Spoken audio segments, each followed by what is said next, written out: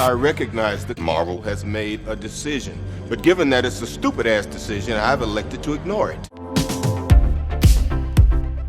Hey, welcome back to ScreenCrush. I'm Arey, and let's settle this once and for all. The casting of Robert Downey Jr. as Dr. Doom is the most controversial thing to happen to superhero movies since this. Martha! And we here at ScreenCrush actually have varying opinions about this. I think the casting Robert Downey Jr. as Dr. Doom was a huge mistake. And I think it's brilliant. So in this video, me and Colton are going to go back and forth, tell you each of our thoughts on the matter, and then you can tell us who is right in the comments or on our free-to-join Discord. Or maybe neither of us were right. Who really knows? There are no rules for making this up. Now, before we get rolling, I am very excited to show you guys these new merch designs we've been working on, like Tony giving life to Ultron or the I Hate You 3000. We have lots of other cool designs I'm going to show you later in the video as part of our Black Friday sale. Ooh, they're really nice. You're going to like them. Now, first of all, let's talk about the real reason we're here today. Kang the Conqueror. Marvel should have never abandoned the character of Kang. So I'm going to explain why this character is so great in the comics and how he would have been the perfect escalation after Thanos. I mean, Thanos threatens one universe, but Kang threatens all of them. I mean, guys, there's a reason why Kang is one of the Avengers' #1 enemies in the comics. Probably their second biggest villain after Ultron. So for us comic readers, Kang was always the natural choice to be the big bad of the next saga. Like all through Phase 4, Kang was set up to be this inevitable monster that would threaten the entire multiverse. When Jonathan Majors appeared in Loki as He Who Remains, he spoke about his variants like they would be the end of everything. If you think I'm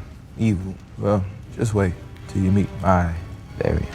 With just a few sentences and a distant stare, Majors didn't have to spell out what Kang would do. We saw it in his face. And I'm telling you, the possibilities for Kang are literally limitless. Kang on screen, done right, could have given us more than just a smashy shooting lasers out of your hands kind of threat. For instance, guys, Kang is a time traveler. So let's say that in Avengers Kang Dynasty, the Avengers would have won, like they defeat him, say at the end of Act 2. But then, Kang would just go back in time, and we would watch the same events play out again. But this time, Kang would be one step ahead of the Avengers and could kill them one at a time. This would have played out like the ending of Infinity War, when the heroes lost, but it would make Kang's victory seem entirely inevitable. But then, after Quantumania, Marvel got cold feet on Kang. Well, yeah, I mean, he got his butt kicked by ants. Which was another mistake that Marvel made. Kang should have just kept winning to show that he was a credible threat. But then, after Jonathan Majors was arrested for assault, everything Kang-related was put on hold. Wait a minute, he was arrested? Yes, and frankly, it was very confusing. We had different witnesses, people changing their story, all sorts of legal ramifications, complex contract negotiations. Plus, I mean, we had all of social media sounding off on it. And there were also all these rumors about Major's contract and how they couldn't recast him. You see, all of this confusion is a perfect example of why it's so hard to stay informed online anymore. Because the media's profit bias has divided us up into separate camps. And the real news is often hidden behind an algorithm. And that's why I use Straight Arrow News. Straight Arrow News is an app and website that shows you all the stories with facts free of bias. Plus, it's free, so there is no paywall to stay informed. Their journalists are separating themselves from any other news organization by not only highlighting left and right-leaning opinions, but also giving an unbiased view of stories and events across all sides of the aisle. Certain stories have a gauge that shows you the story's media landscape reporting, so you can see which way the story's bias is leaning. Like Straight Arrow News keeps me informed with real news in real time. I especially love their media mist tool that allows me to discover what stories are being underreported in media. For instance, I had no idea that the Harris campaign donated $500,000 to Al Sharpton's nonprofit right before they had a sit-down interview. Or that Maine just passed a cap on individual campaign donations to political action committees. That's a huge deal. You see, I'm tired of media organizations using wedge issues to divide us, to drive up engagement and pump us full of fear so we'll constantly stay tuned in. Straight Arrow News cuts through all of that bias and fear-mongering and gives you the straight facts, the sources, and just lets you stay informed. I also love their video stories. They're well edited, straight to the point, and a great way to summarize news if I'm cleaning or getting ready in the morning. Go to sannews.com/ScreenCrush to check it out for yourself. You can visit by clicking our link in the description or downloading the app by searching Straight Arrow News. When you download, you not only support our channel, but you're also supporting a free platform created by a group of journalists who are diligent and vigilant about fact-based news and focusing on serving you the truth. Now, like I was saying, and I know Colton will bring this up if I don't, there were rumors that Majors had a clause in his contract that he could not be recast. But I don't think that's why they dumped Kang. Most contracts have morality clauses that would render a contract null and void void if you are convicted of a crime. So I think they definitely could have recast Kang because Majors was in breach of contract. But mostly, guys, I don't like Marvel subbing out Kang for Doctor Doom because I love Doctor Doom. I want to see him adapted slowly in the MCU, done from scratch. I mean, Doom is better than just an office janitor being called to clean up the floor after a studio puked on itself. Counterpoint, I agree that they should have stuck with Kang and just recasted him, preferably with Denzel Washington. But we have to admit, apart from the Jonathan Majors controversy, Kang wasn't really working. I mean, Quantumania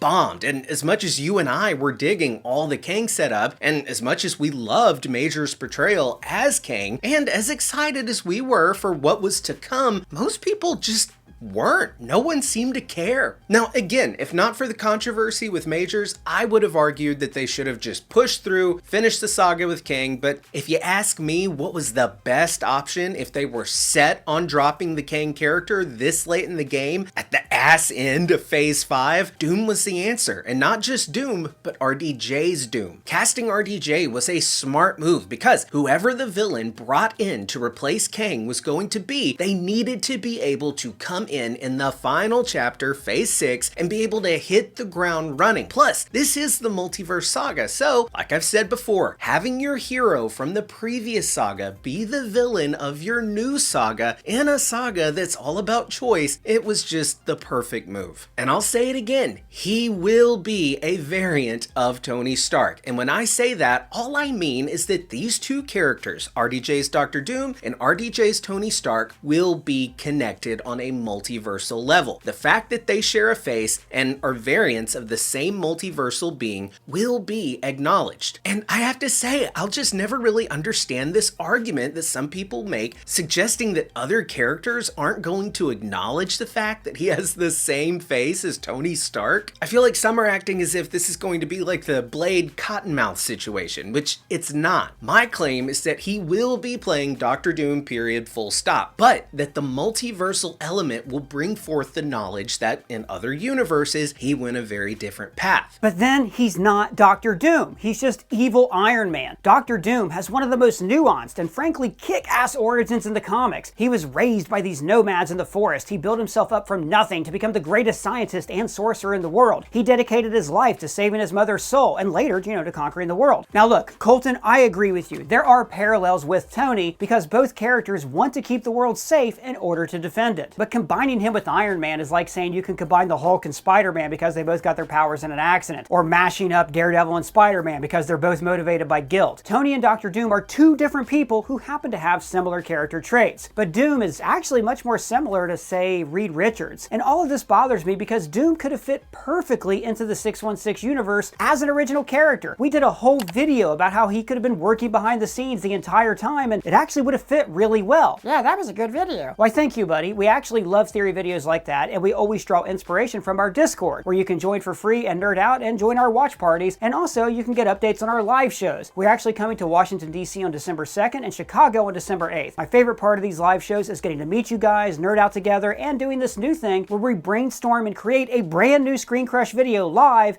and in person. It is so much fun. Hey, as long as you're plugging stuff, can you talk about those new t-shirts?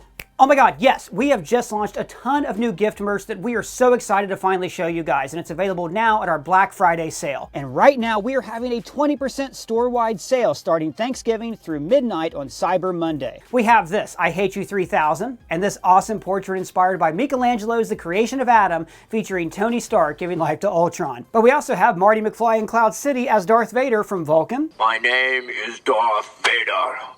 This evil will always triumph because good is dumb, and Grogu booping a Rancor's face, and I love this awesome Loki Gator coming out of a toilet. All of these are on sale right now. You can find them at the links below, and for merch updates, subscribe to our newsletter for special sales and exclusive new drops. Okay, now back to Doctor Doom. I do get that Robert Downey Jr. was the star of the Infinity Saga. It was his story from beginning to end. But that doesn't mean that everything Marvel related has to revolve around Iron Man. You know, like how Spider-Man's first two movies were just people who wanted revenge against Tony Stark. Yeah, but Ryan, this whole angle you're taking, claiming that RDJ's Doom can't be a true Doom, just isn't really making sense to me. I mean, you cited Doom's awesome origin story, and my question is, Why can't this Doctor Doom, who, yes, will be a variant of the guy we know as Tony Stark, what's to say he can't still be Doctor Doom in every sense of the word? Him being a variant doesn't mean that he grew up with a silver spoon in his mouth like Tony did. The whole point is that in the vastness of the multiverse, very different circumstances can fall upon our characters in different realities. This Doctor Doom can also have been raised by nomads in the woods. He can also have risen from nothing, and he can also have fought hard to become one of the world's greatest scientists and sorcerers. I just feel like you're getting hung up on the variant portion, meaning that they have to be super similar and have similar backgrounds.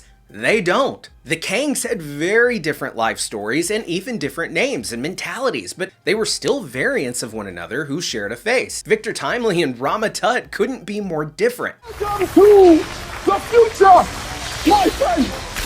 Now, I wouldn't dare sit here and pretend that my love for Doom even begins to compare to yours. I know this is your favorite Marvel character, and I respect that, and I'm telling you that I think not only will this be the best live-action version of the character we've ever gotten, granted that's a really low bar, but this will be a rendition of the character that I really think you're going to love and appreciate for how true to the character they kept him. He will be Victor Von Doom, and the fact that he and Tony are variants, Well, I'm not Tony Stark.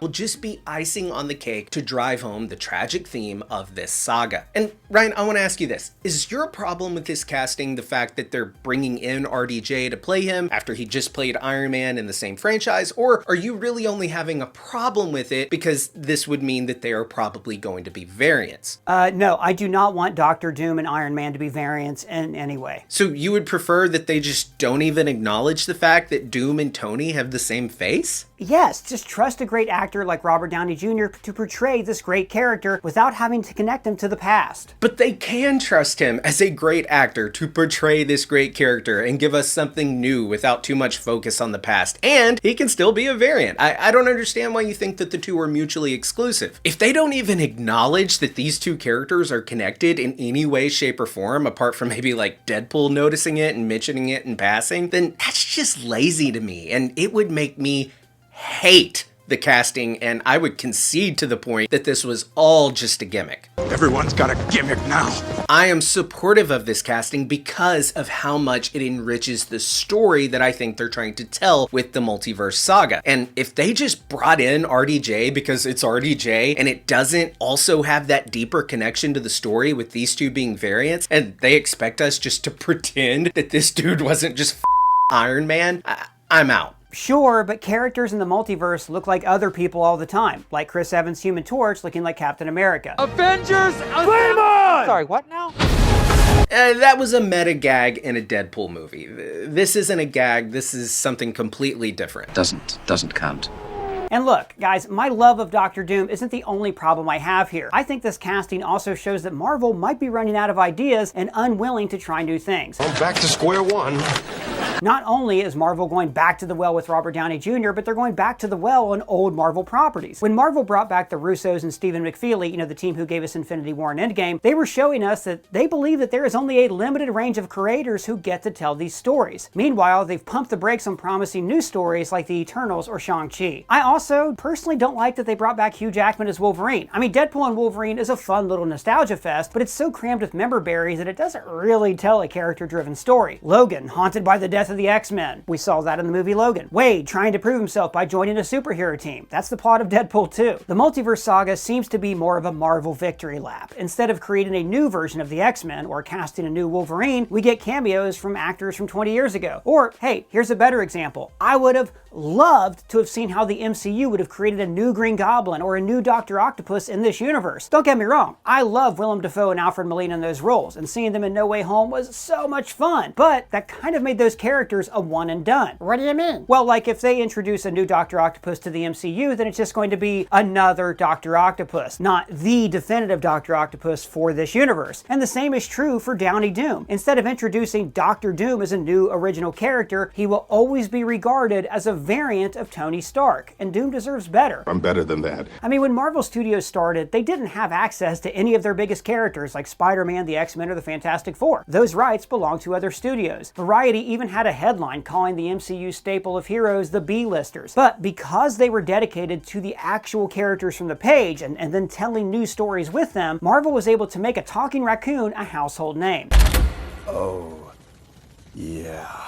The MCU was forced to be weird and scrappy, and that's what made it stand out. That's what made it magical. They went to the source of the characters, the comics, and identified what made the characters click with people for the past 70 years. But now I'm worried that the movies aren't going to be referencing the comics, they're going to be referencing the other movies. But now I feel like Disney is exerting too much influence and forcing Feige to go back to formula.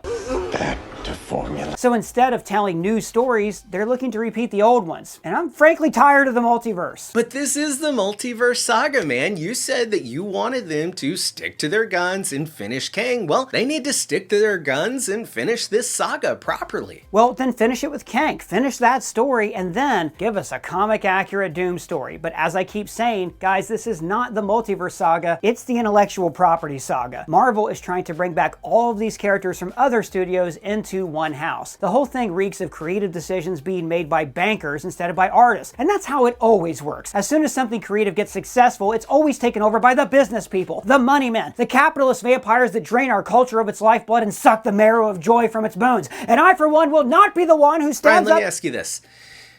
Do you think it'll be fun?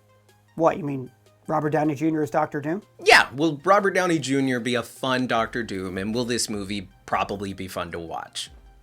I mean, yeah, it's gonna be great. Alright, then stop overthinking everything and just have a good time. Oh, you're right, I'll stop overthinking it. This could actually be really fun. But what do you guys think? Should the MCU have cast Robert Downey Jr. as Dr. Doom, or should they have stuck with Kang? Do you like the idea of him being a variant? What do you think about the Multiverse Saga? You can let us know your thoughts on any of our socials down in the comments or on our Discord server that I mentioned earlier. It's a lot of fun. And don't forget, we also have our merch Black Friday sale right now, as well as tickets below to our live show. We're gonna have a lot of fun. And if it's your first time here, please subscribe and smash that bell for alerts. For ScreenCrush, I'm Ryan Arey.